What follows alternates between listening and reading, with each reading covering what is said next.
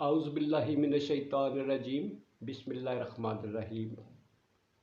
السلام علیکم ورحمۃ اللہ علیہ وبرکاتہ۔ دوستو، میں ہوں فیصل سید، آپ میرا یوٹیوب چینل دیکھ رہے ہیں۔ کیسے آپ لوگ؟ امید کرتا ہوں اللہ کے فضل و کرم سے اسی کی پناہ میں جہاں بھی ہوں گے خیریت سے ہوں گے۔ دوستو، اس وقت تک کی کچھ خاص خبریں ہیں، اپڈیٹس ہیں۔ ظاہر ملک کی حالات ہیں، وہ تو کبھی کچھ ساتھ چل رہا ہے۔ ایک عجیب طرح کی مخمصے میں ساری قوم۔ سائفر کا معاملہ جیسا کہ آپ جانتے ہیں کہ ایک دفعہ سے پھر سر اٹھا لیا گیا اس کا، اور آپ یہ دیکھیں کہ اب بحث چل رہی ہے جی سائفر سب سے پہلے کس نے دکھایا۔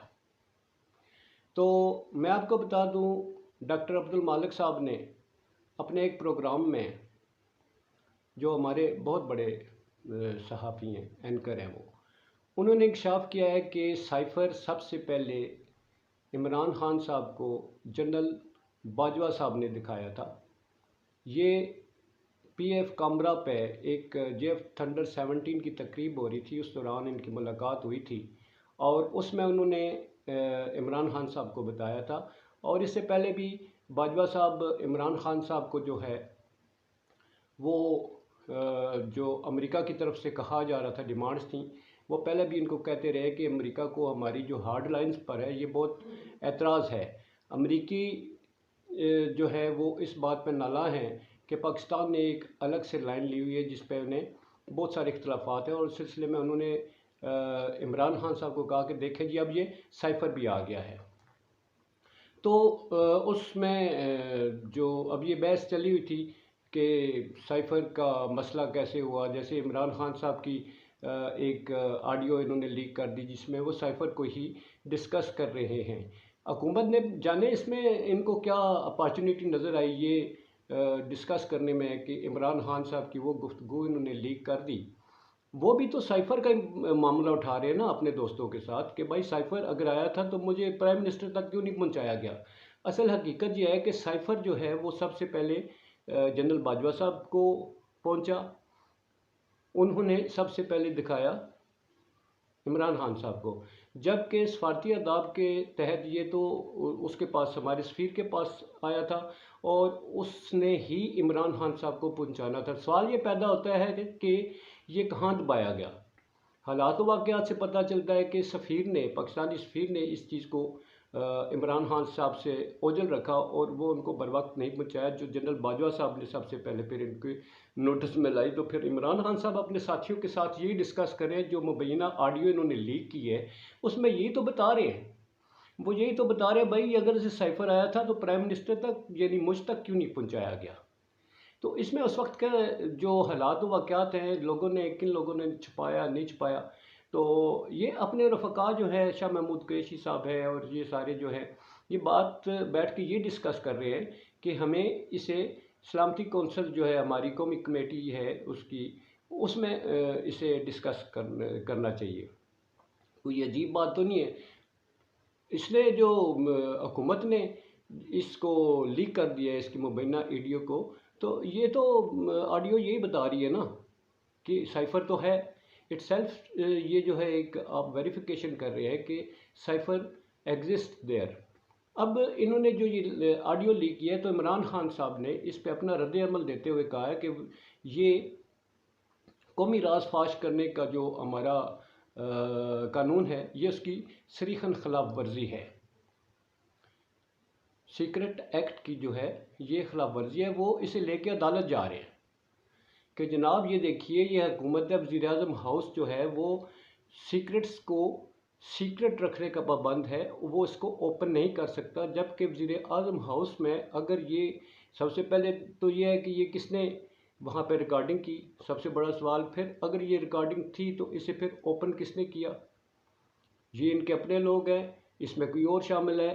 یہ تو اب تحقیقات ہوں گی تو پتہ چلے گا۔ بھائی اگر سائفر کا مسئلہ اتنا بڑا آپ تسلیم کرتے ہیں، سائفر ہے، اس پہ آپ ڈسکس کرتے ہیں، رانا صاحب نے تو حد کر دی، وہ کہتے ہیں جی ایسے سائفر تو آتے رہتے ہیں، ہمیں تو انڈیا بھی اس کی طرف سے بھی آ جاتے ہیں۔ بھائی انڈیا تو ہمارا دشمن ملک ہے، امریکہ ہمارا دوست ملک ہے، اس کی طرف سے اتنی بڑی تھریٹ آنا تو ہمارے لیے ڈوب مرنے کا مقام ہے۔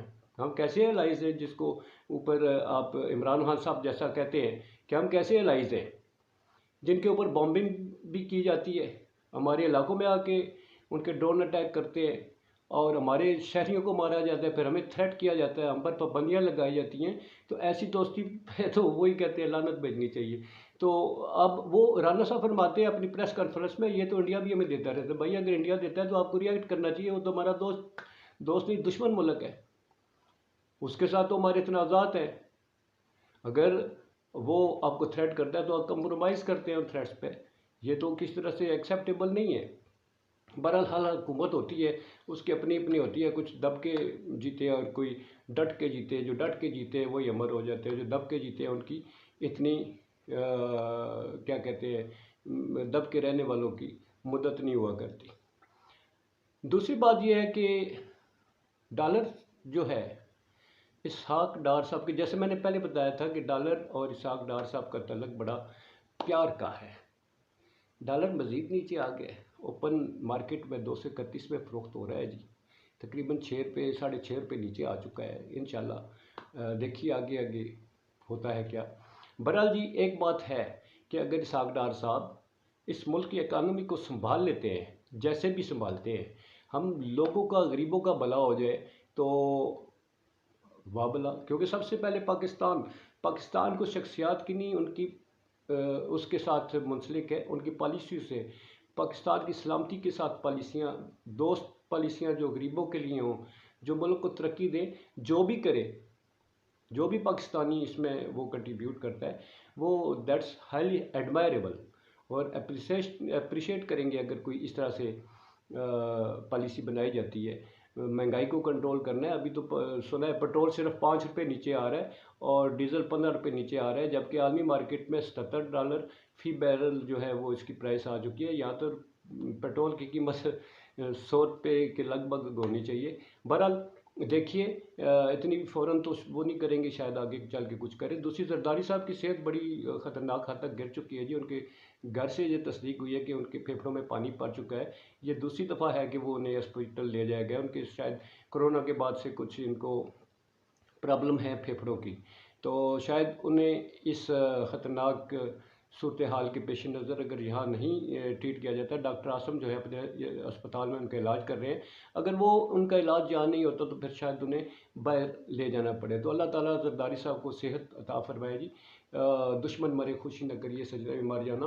तो इस ज़िंदगी तो किसी की मिरास नहीं होती, ये तो अल्लाह की अमानत होती है, ये किसी के साथ कुछ भी हो सकता है। तो इसलिए अल्लाह ताला उनको सेहत दे। दूसरा जनाब, किसानों का धरना जारी है इस्लामाबाद में, और वो अपने मुतालबात के लिए अब डंडे उठाए हुए हैं उन्होंने। तो हुकूमत को चाहिए उनको हैंडल करें। उनके जो मुतालबात हैं कि उनके ज़रिए ज़मीनों पर जो हाउसिंग सोसाइटियाँ ना तमीर कीजिए, वाकई हाउसिंग सोसाइटियाँ ने इस मुल्क को गहना के रख दिया है। हमारा एग्रीकल्चर तबका बुरी तरह मुतासर हुआ है। हज़ारों एकड़ ज़मीन जो है जहाँ गंदम पैदा होती थी वहाँ हाउसिंग सोसाइटियाँ, दरख्त काट दिए गए, माहौलियाती आलूदगी पैदा कर दी गई है, अनाज की कमी हो गई है, फलों की कमी हो गई है। मगर जाने के हुक्मरान क्या सोचते हैं, एक माफिया है जो रूल कर रहा है, ये लैंड माफिया जो है, और वो इतनी रसाई है उनकी हुकूमतों तक कि वो कोई पॉलिसी नहीं बनाने देते। तो इसलिए आज तक कितना ही, देखिए आगे आगे होता है क्या। अब तो रब ताला करम करे, मिलकर दुआ करें कि रब ताला इस मुल्क की हिफाजत करे, अल्लाह ताला हम लोगों की बेहतरी करे।